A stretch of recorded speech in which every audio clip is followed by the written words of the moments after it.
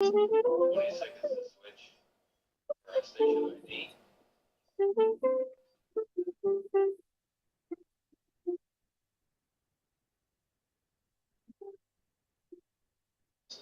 That's some Chris Moody for you. There you go. Thought you might like some Chris Moody. Hi, this is Steve Gallington of the People's News, and you're listening to KPFT Houston. Okay, your music is up. And here we're going to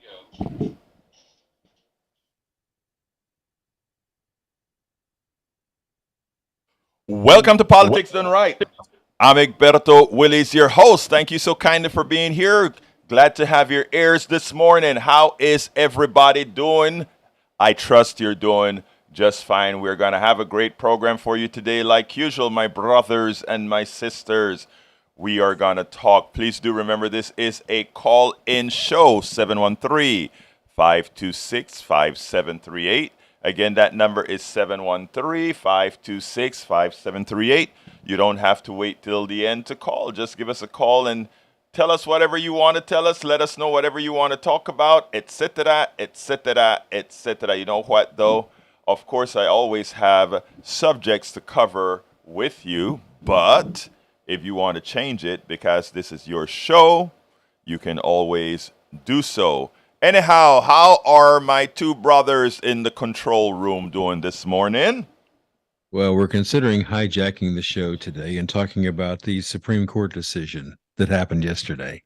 Well, you know what? That is the topic, the first topic that we are going to be discussing anyway. So that is great.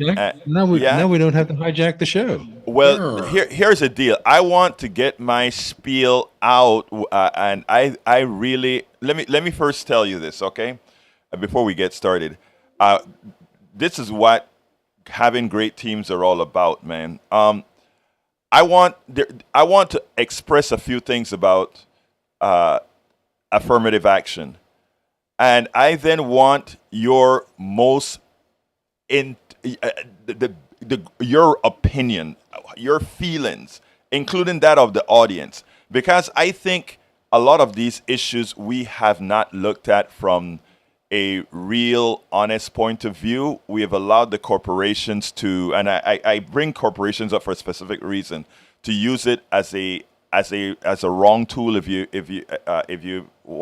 like to say with the universities, etc. So I really want us to not take on this issue as the polarized issue many would want it to be, and take it on as an honest, practical issue. But anyhow, I see a phone rang already. Amazing.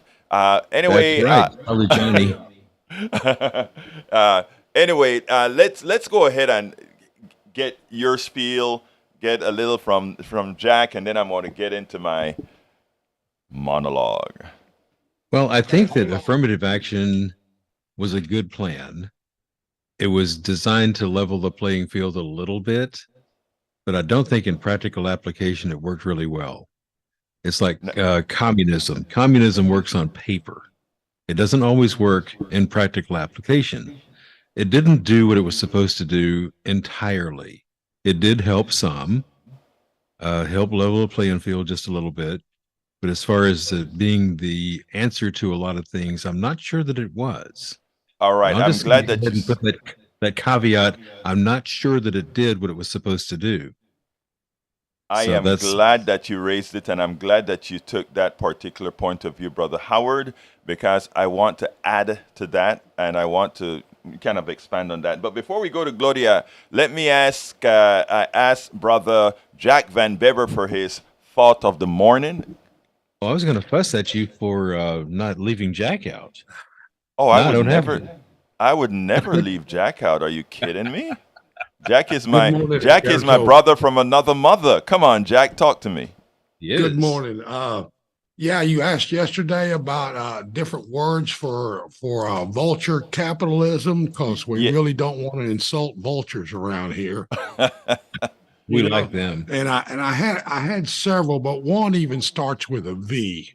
So, some of them were parasitic capitalism or just flat thieves.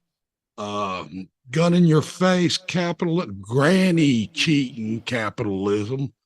But I settled on, and me and Howard settled on vampire capitalism. Oh my God! You know something? How? I Sucking mean, the blood Jack. out. Wait. Let me ask you this: who came up with the idea of vampire capitalism?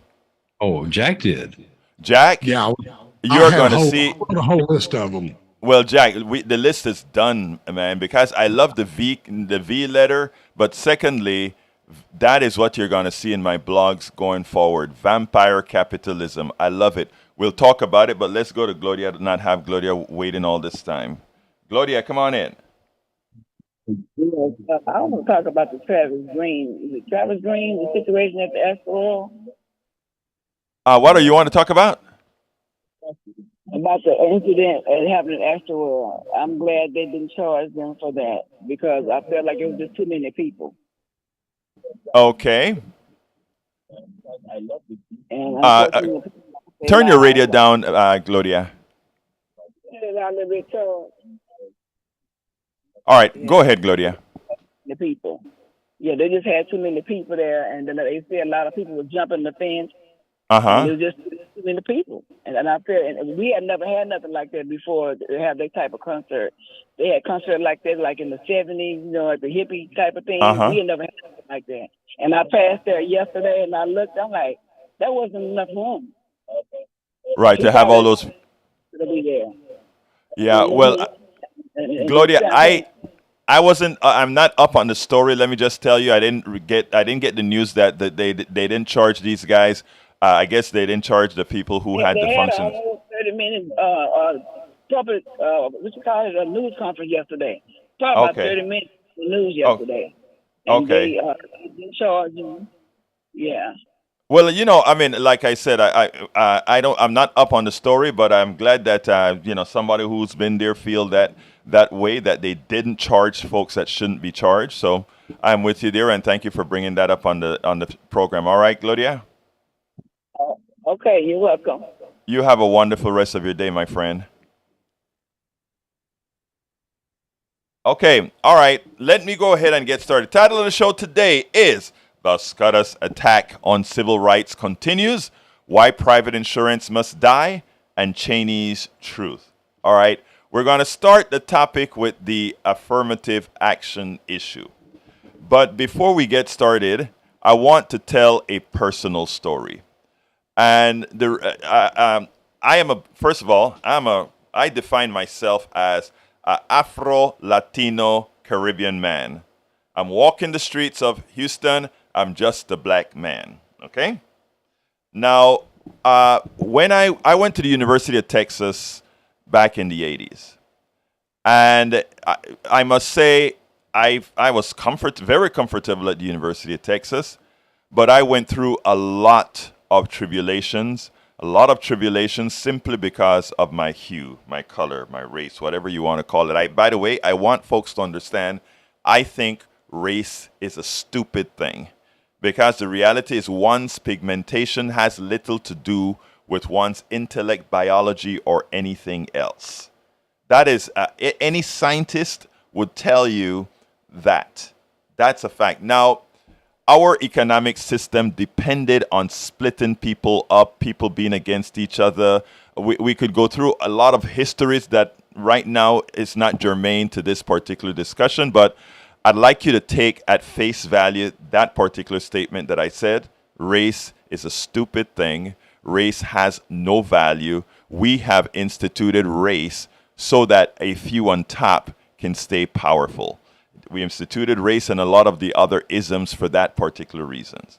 Now, at the University of Texas, I got into many issues with professors, etc. Again, the way papers were graded and all of that I could categorically, I'm not saying playing a race card or anything like that, I could categorically prove these issues were racially based. I had some great white friends at the University of Texas who stopped me many a times in my hothead days from getting into trouble because, again, meaning, maybe confronting a professor in the wrong way, etc.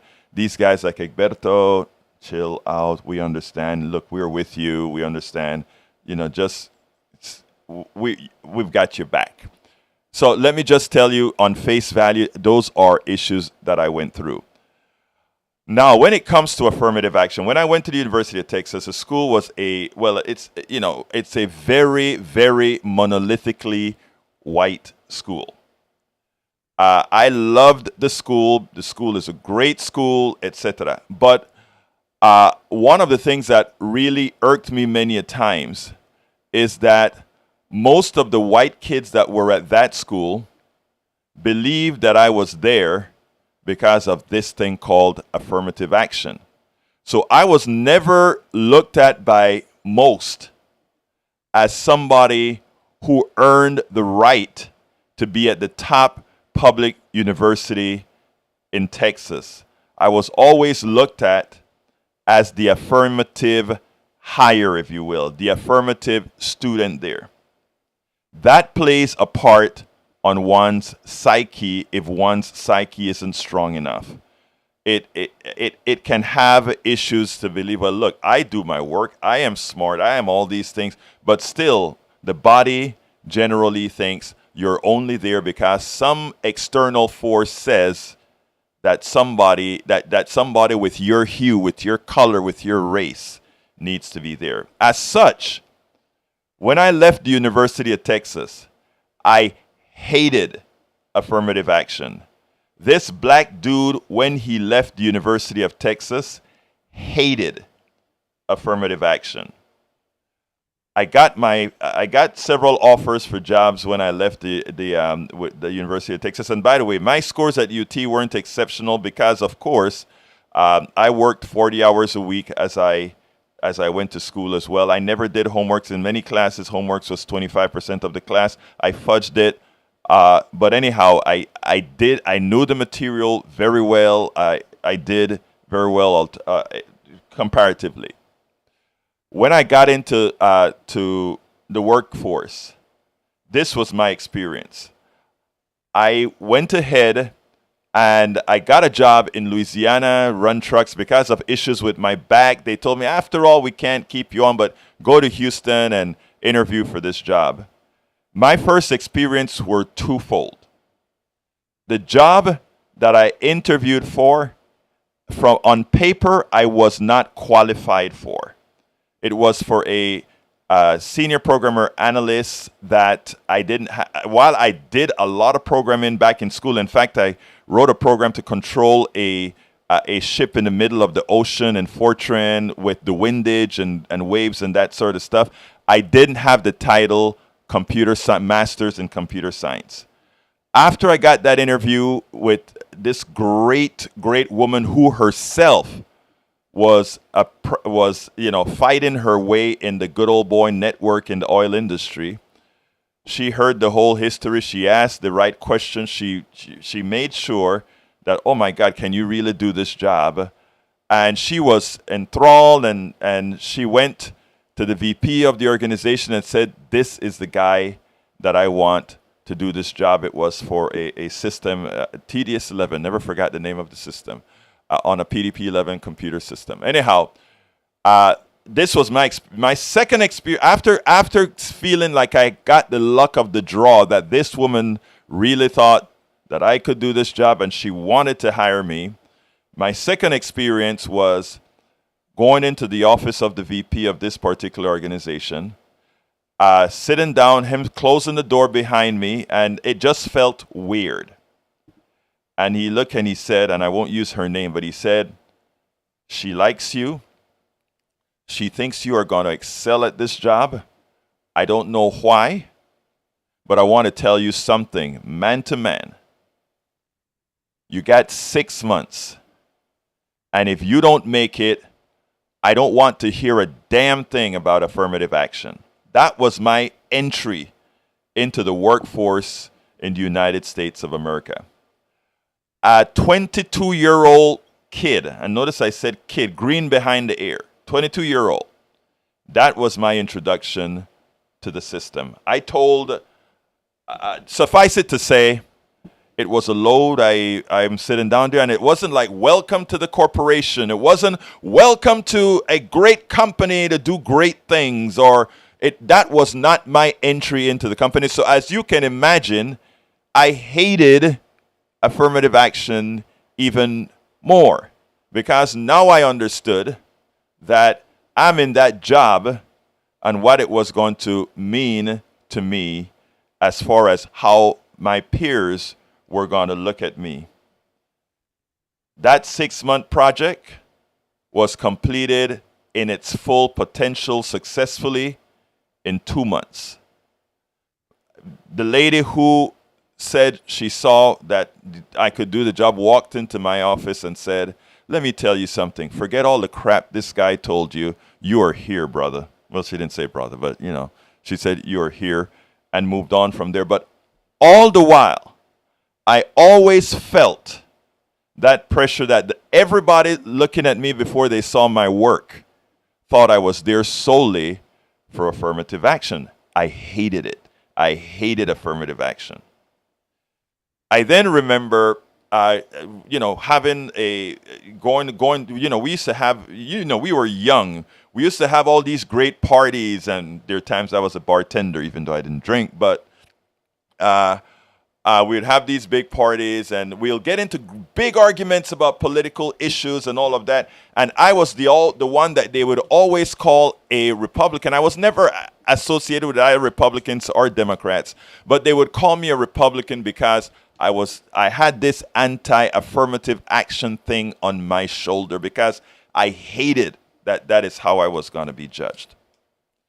So this guy, one time, he was working for Channel 13, and he was a reporter for Channel 13, and they had issues at 13 with with minority reporters and that kind of stuff. And then he came to me and he said, "You are an idiot.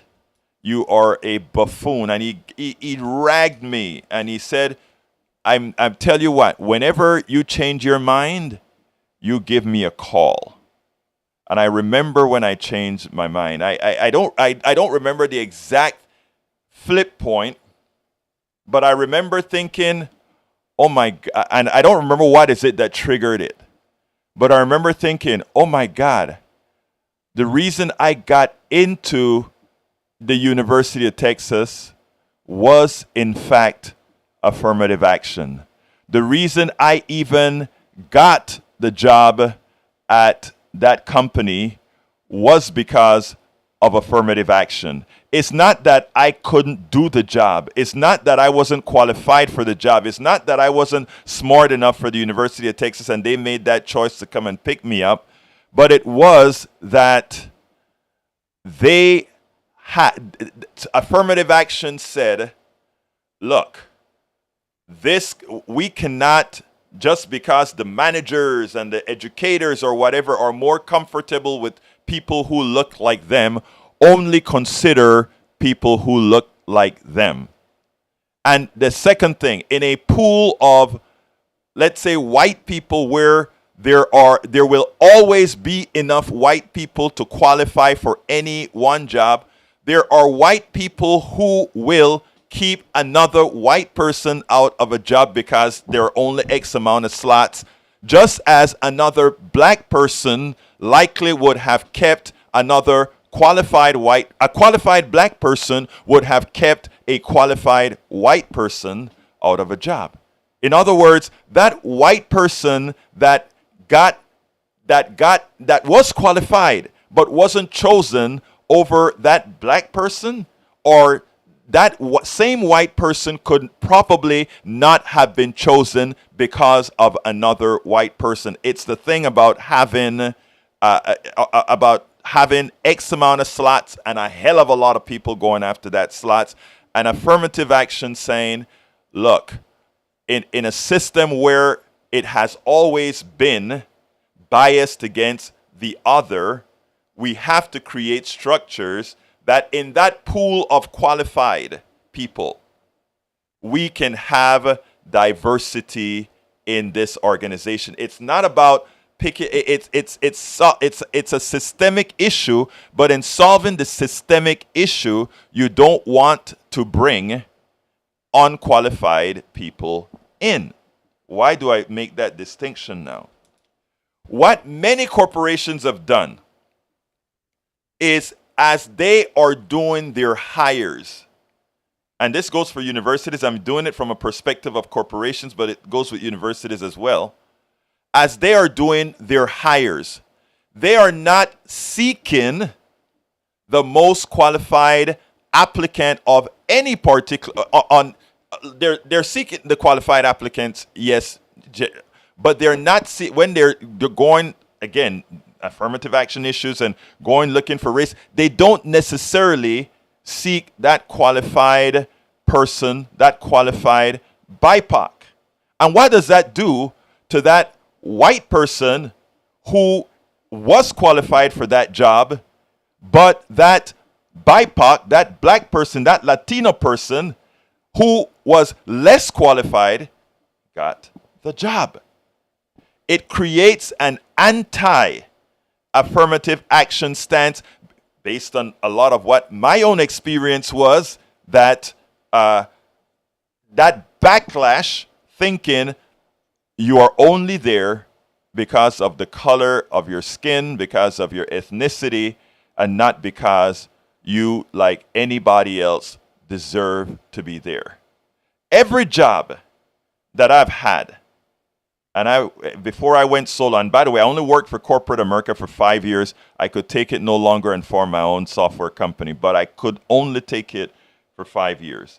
The reason affirmative action gets that bad act is on purpose.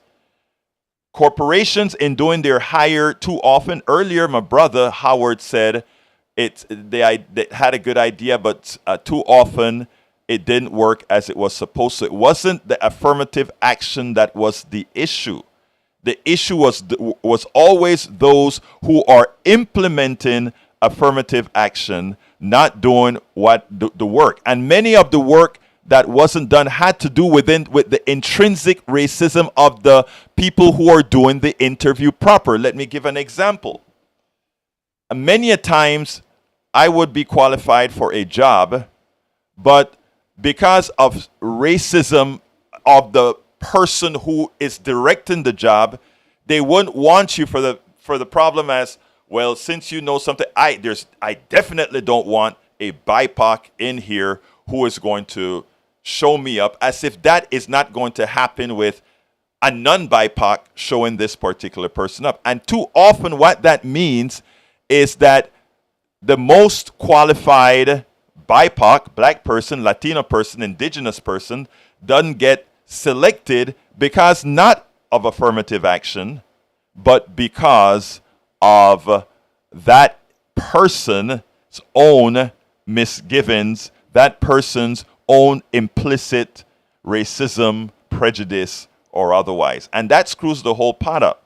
So now what we get is many white people wouldn't just come out and say, I hate affirmative action because I feel it discriminates against me. I mean, a lot of folks have been made to believe that is what happens. They don't say that if it's a white person getting that job, that kick them out of the job, because again, that's not the framing that those demagogues are going to use. It's not the framing.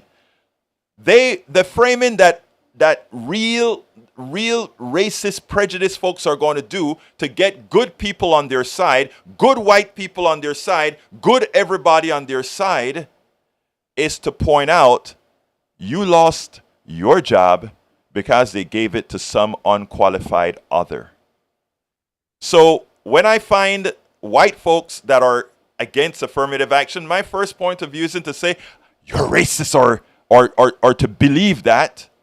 It's to say, there goes our efficient system that creates racists again. It's racism is not a real, or rather race is not a real thing, but my God, it has created real problems by design. A lot of folks don't like to hear me say that race is a stupid thing or whatever, because people have this great attachment to that stupid color thing. They have that great attachment to supremacy of the way you look, when in reality there are very few people who are simply teaching you to think that way so that they can have full control, with you fighting everything else, but fighting that which holds you down. It's not affirmative action that has hold people down. I want to talk about, if you really thought about certain things, right? If you go into a university, there's this thing known as legacy enrollment. In other words, you get a push ahead. Let me stop for a second. We used to do when I worked on the board of Move to Amend, we would create skits that for people to do to show how people move along in life, the average person. And we'll line everybody up, a completely multicultural group.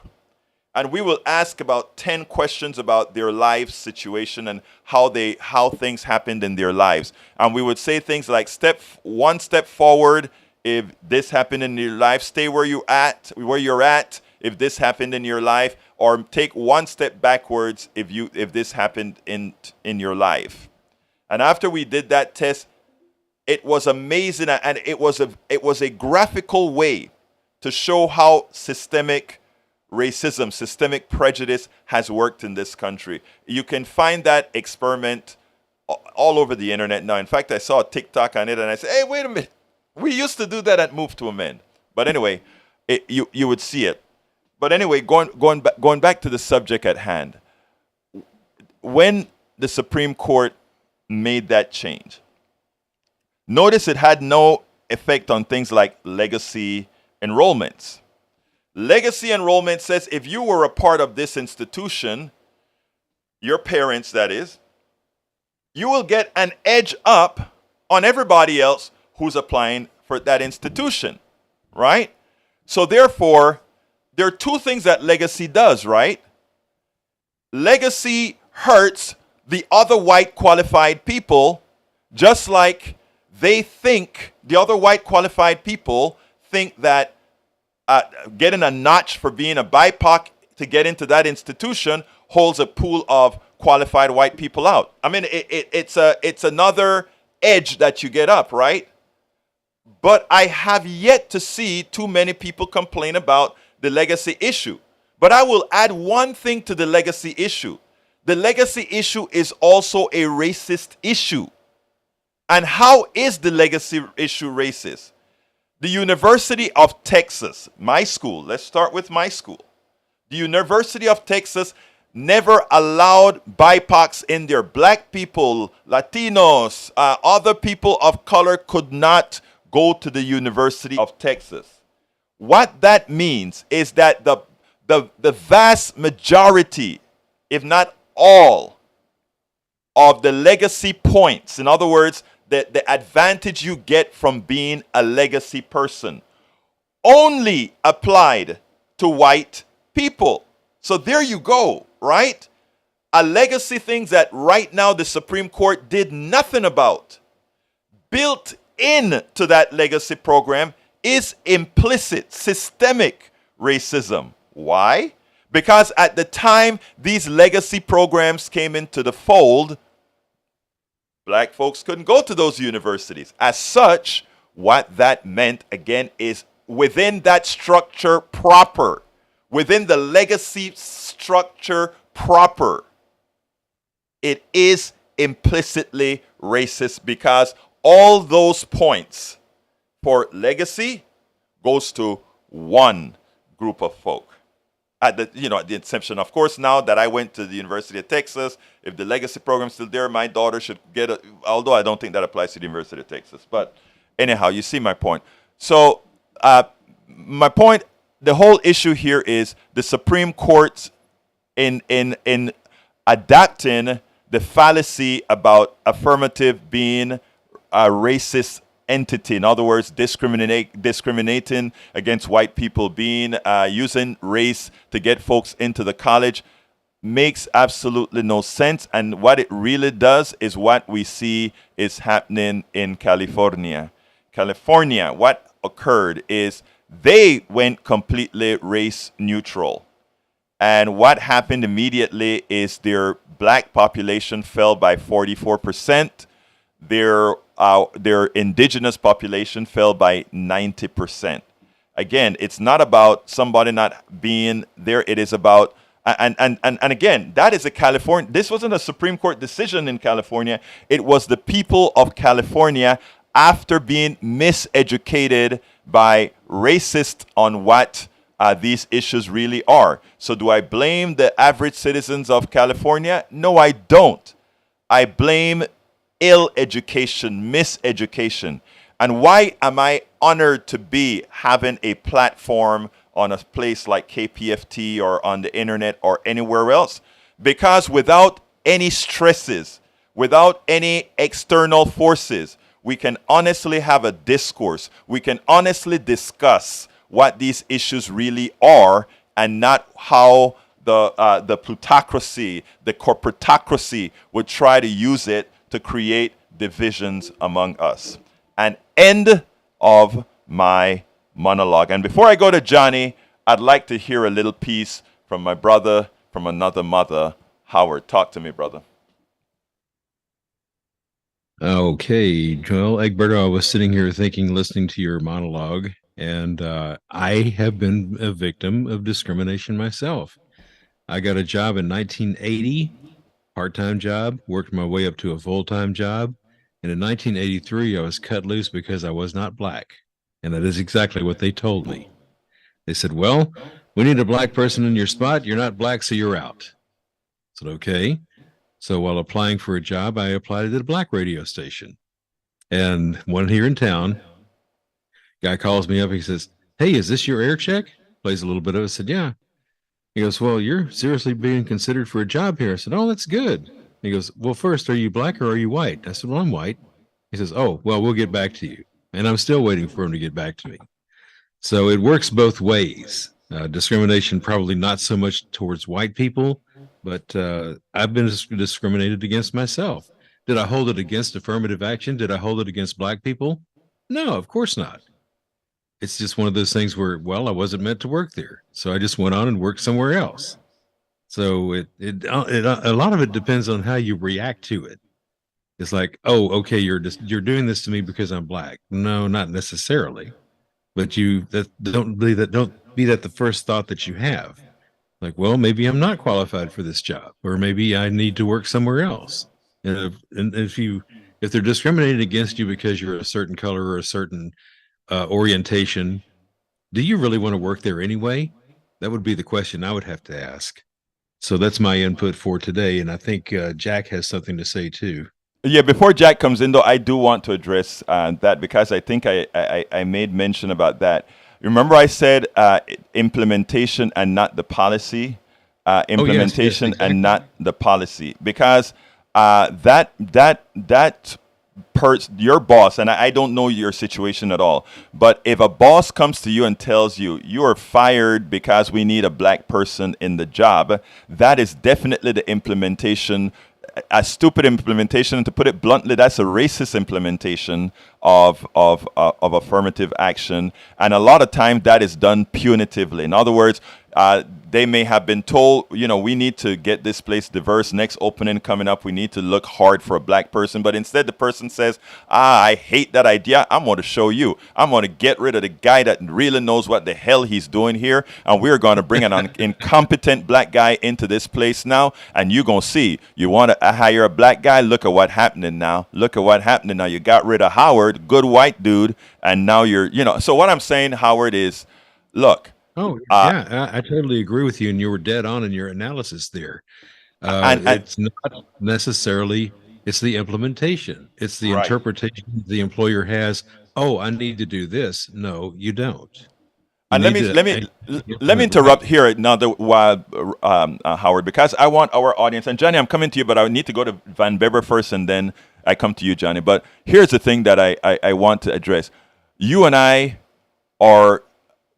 would call us great friends now. And I think unless all of us start discussing these issues, not from, I'm a white guy, I'm a black guy, I can't say this stuff to Egberto is this black dude. I can't really say what I'm really feeling to this black dude because what is he going to think about me, etc. That is bull. Remember, my concept of race is that it is stupid. So therefore, those of us that have this stupid thing called race should all be interacting. That's the biggest fear that the plutocracy has. Yeah. That we sit down and sensibly have these conversations because hurt is hurt is hurt. Go ahead, Van Bibber. Yes, Egberto. I was trying to understand what your monologue was about and your difficulty in working with that first employer. And it seems to me it's like you feel kind of an inequality with your other employee peers. Yes, and let me. I'm glad that you ask it that way because I want to be clear about this. I was just as competent at my job as any other person there, and I knew it. Black people know these things, right? Latino people know these things. We know we are just as competent, right? But there's one other thing that we do know.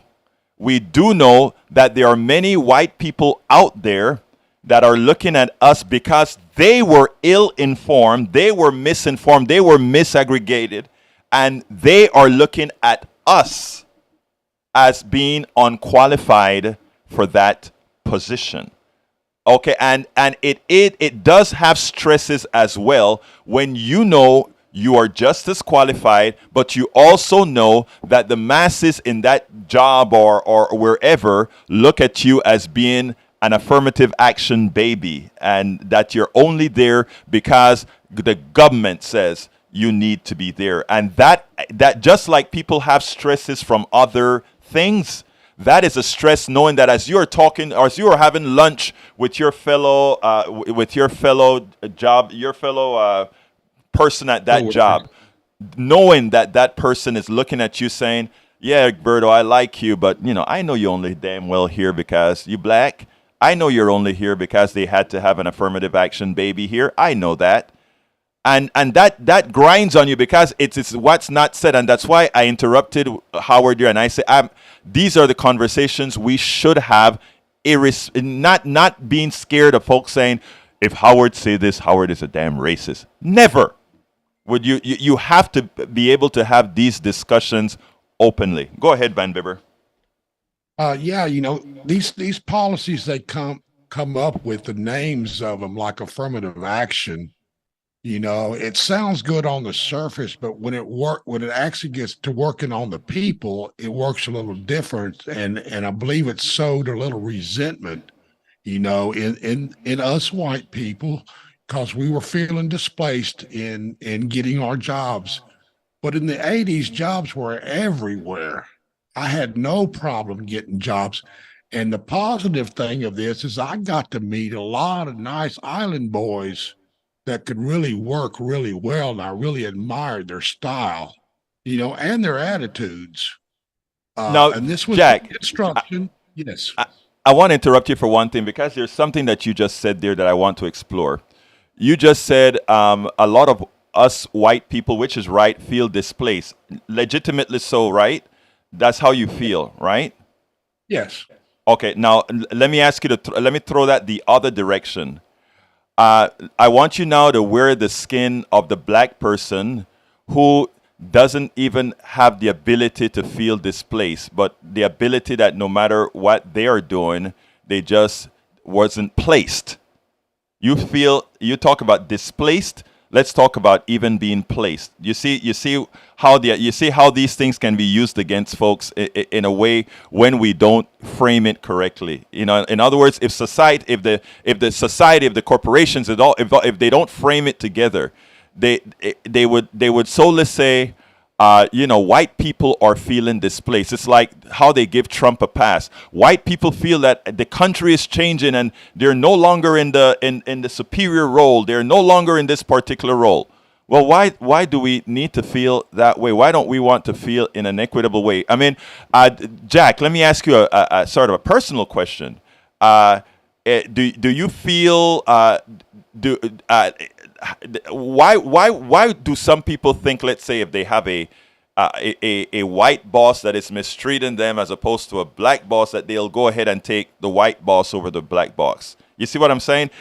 It's a frame that we have to teach ourselves out of because of what was impacted into our brains. Your thoughts?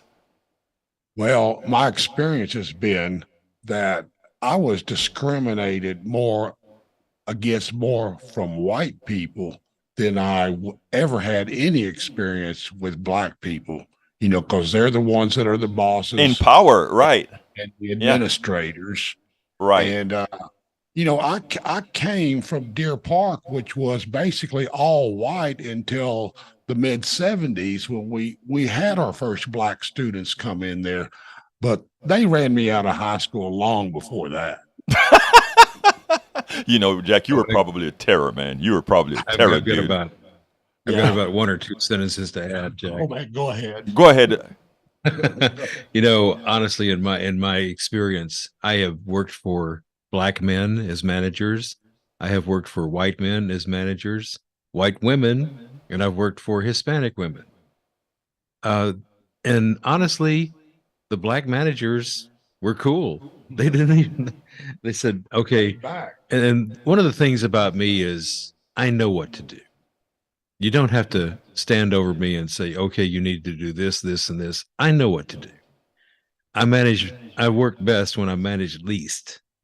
Just give me the assignment, tell me what you want, when it's due, and then get the hell out of the way. That's how I work. And the black managers were always that way. They said, okay, we want you to do this. All right. When do you want it? Tomorrow. Okay. It was done that afternoon. So it just depends on the man. It depends on the manager. So we need to get to Johnny here before Johnny falls asleep on the phone. Yeah, let's go to Johnny. Come on in, brother Johnny. Speaking of brother Johnny falling asleep on the phone, today was supposed to be my day off, but that's okay. You never take a day off. I'll take off Monday, okay? So, and don't be predicting my call when I'm doing something else and I hear you speak my name. That is really stimulating. I actually like Howard's realization at one point when it occurs to him that maybe that's not a place he wants to work at. So good for Howard. That's points for that. And Alberto, you said something right before he made that realization that I also agree with. You guys are both right. But remember the idea about retroactivity for student loan payback. Yes. Relief program. I told you about how we should include retroactivity. And yes. Why? Because that's a good way to sell it. And that's not the only reason why. If you name that segment of the program educational reparations, and you have a separate check included with people's tax IRS refund in April, they'd get. When that guy who told you that first fire says, I don't want to hear about reparations, when guys like that open up their tax refund envelope in April, and they get their tax refund check, and then they see the second check with educational reparations printed across the top, and it represents 50 or 60% of the student loans that they paid 2 decades, 3 decades ago. That's a way of taking back the language from Frank Luntz. And not only does it annoy Republicans in Washington, which is a bonus for me, but it's a way to, again, take the language back and start reordering people's thinking about what does reparations really mean. Reparations discussions will then have a different timbre when they go back and they think about the educational reparations they received as ugly white men. You know something, Johnny, you always have a way to tease people into accepting things, into doing things, or a way that they can look at it in a different manner. I like that. I honestly like how you think. That's why we're brothers from different mothers. That's why we're brothers from different mothers, Johnny. That is why we're brothers from different mothers. Anything else you want to add, my dear brother? No, I'm going to now resume the rest of my day off. Have a good day, all of you. All right. Thank you very much, Johnny. Thank you very much. I'm glad we had this conversation. I would love to get some calls with people's honest thoughts. not thoughts that you think I want to hear. I would like your honest opinions, whether you agree, you disagree. My brother Roberto Lewis is in the house. He says I am fitting that every day in the system that is designed for competency. When other cultures with brilliance of intelligence keep getting passing over to workforce, he's trying to talk about black and Hispanics and the nature and issues that we've gone through.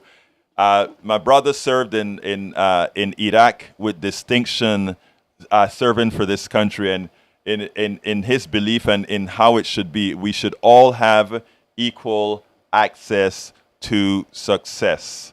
Mi hermano de Panama.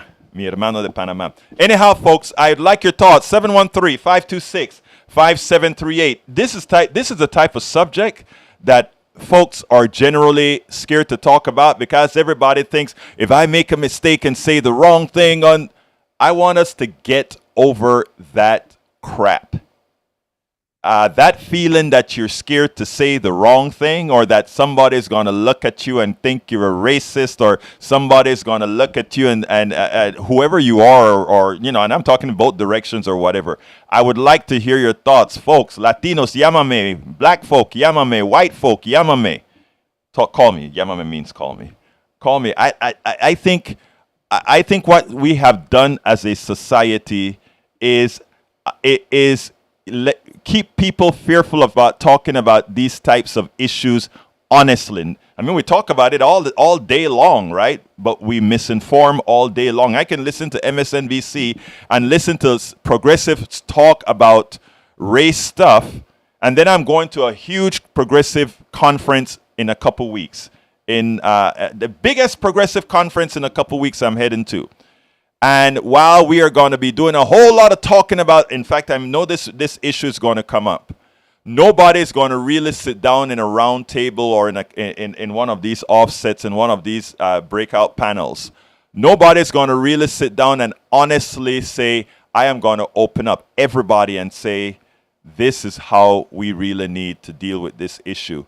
We've allowed the plutocracy, the people that run the country, the people that run the Western culture, we've allowed them to lay a platform for a few to keep power. And within that platform came all the isms.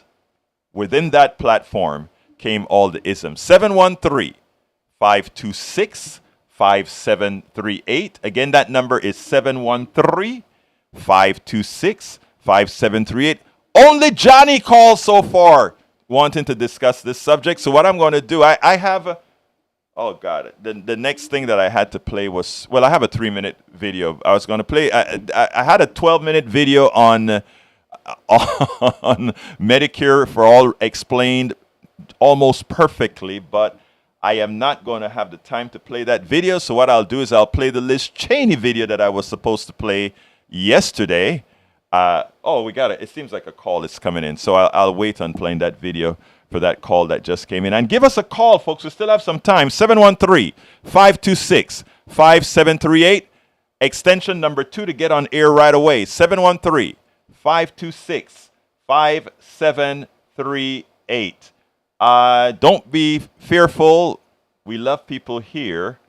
So let's go ahead and go to Pat. Come on in, Pat. Hello. Hello. I've been listening to both you guys talking about this affirmative action. The thing that gets me is you hadn't brought up anything about why did we have to have affirmative action. I mean, if the government hadn't done that, we'd still be like back in the 1900s. Well, Pat, if I fail to say why we had affirmative action, that's on me. I was hoping that with the explanation that I gave that it were implied, but we have affirmative action because of the years that people of color were not able to partake in the workforce and everything else in this country. So The reasons that we needed affirmative action is simple, right? It's simple. We had discrimination where others weren't allowed into the system. The resolution for that, for those who had nothing to do with it, for others, etc. Now that's a different ball game altogether. Thank you, Pat, for giving us a call. The phones are starting to light up. Let's go to Bard right now. Let's go ahead and go to Bard. Bard, come on in. Yes, I just called so you wouldn't play that Medicare for All video or the Liz Cheney video. So thank goodness I called in. But reparations, affirmative action, we don't need none of it. Okay. Make your point. Equal, like you said, you have an equal chance. Stop relying on the government. Stop waiting on a check. Go out and work for it. Can I ask you a question, Bard? Sure. Do you think that everybody had equal access to success as you did? Yes. Okay. Well, you know, if you honestly believe that, then then the statement that you just made, I can understand why you made that statement. But right now, the subject doesn't cover everybody go out and work, and we don't need any of that. So I'm gonna let you go, but I'm gonna ask you one big favor. I want you to keep listening to the program because I will take up that issue as to whether we all had equal access to success on another program. So we'll talk another time, okay? It's a free country, even though it's a third world country now with the elections. All right. Thank you very much, Bard. We'll talk a little bit later. Let's go to Lade, L-A-D-E. Come on in, Lade. How's it going? I'm doing fine. Talk to me, sir. Good. I was calling. You know, I grew up with blinders on. I grew up in a rural southeast Texas county, and I mean, we're still segregated. And it's funny listening to talk about everybody has like an equal chance. I work with disenfranchised youth and their families and all that. And while I don't believe necessarily in cash reparations, I believe that there's other ways in which we could give reparations to them to help them succeed and do better. But it's humorous listening to rural Southeast Texans talk about white Southeast Texans talk about reparations. They lose their mind. Right. So I don't know. It's a tricky subject. But Lade, let me just tell you this because I'm gonna have to run to the calls are starting to come in now. It's probably my fault that I didn't urge people to call earlier. But anyhow, we need to do a lot of talking on that subject because I understand a lot of rural folks when their thought process. And their thought process didn't generate with themselves. It generated with what the system did to them. And the idea is after you've once been educated as to the things that you've learned after you took your blinders off, what we have to do is try to take the blinders off of others. And believe it or not, you, Lade, are instrumental in doing that. The mere fact that you just made this call is instrumental in doing that. So thank you for making that call, sir. Well, thank you for what you do. Have a wonderful day. Let's go to Roberto, número 6. Come on in, Roberto. Yes, sir. Yes, sir. Good morning, everybody. Buenos días. Buenos días a todo el mundo. But first and foremost, Egberto, first of all, I want to congratulate you for you to even have this topic because this topic is so meaningful for everybody, especially the minorities and other cultures and everything like that. First, we are living in a systemic world, especially here in the U.S. of A, that we live under these old segregation laws and everything like that with the progress trying to make a change. I'm seeing this thing going even from day one when I first put my feet on this soil here in the great of USA. It is a big challenge. One thing that I see all the time is that even with other cultures, especially since I'm a Black Panamanian, I'm going to speak for myself here.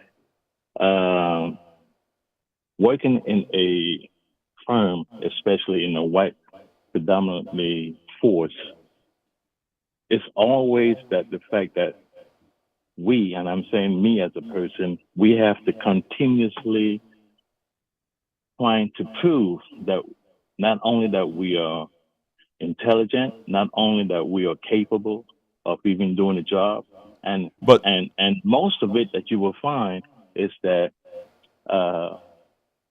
us as being Black, we are doing the job more extremely better than most of the white folks that Roberto, that is some of the stuff that I really was trying to put out there, but Howard just sent me the 2-minute warning, so I have one other call that I have to take. But what you're saying is prescient. Okay. We're gonna keep this subject going and having you calling again, brother. All right? Yeah. Thank you. Yeah, this topic can really. Thank you so kindly. It's so much on my chest that I would like. I know. We'll talk again. We'll talk. I got to run to Rafael. Rafael, come on in real quickly. Rafael, you got 30 seconds. Real quick. So go ahead. Yeah. So earlier you asked another gentleman about pulling yourself up by the bootstraps. I come from Hidalgo County, one of the poorest counties in the country, and I had a single mother, and there was a lot of issues that could have held me back, but I didn't focus on that. I joined the military. I didn't even have boots to pull up. They issued me boots. And once I got out, I applied myself to pull myself out of poverty. So yeah, you can if you apply yourself. But right now, a lot of people don't want to apply themselves. They want to wait for a check or a card or SNAP or whatever. Okay, Rafael, I got to go, and I hear you. I honestly hear you. I'm going to have to open this subject up again, and I want you to call back when I open it again and finish your thought, okay? But we are going to discuss that. Thank you very much, Rafael. Anyhow, folks, let me just give Howard 15 seconds and Van Weber 15 seconds, and we got to get out of here. An absolutely great program today. I think everybody's going to walk away with the even better understanding of things and how they work. Go ahead. Van Weber, 10 seconds. It's about divide and conquer, just the same as sexism is. Oh, yeah. Okay. All right. Anyway, folks, look, thank you so kindly for listening to this. We're going to continue this discussion. My name is Egberto Willis. Thanks to Van Weber and Howard Reynolds in the studio. My name is Egberto Willis. This is Politics and Right, and you guys know how I end this baby. I am what? Out!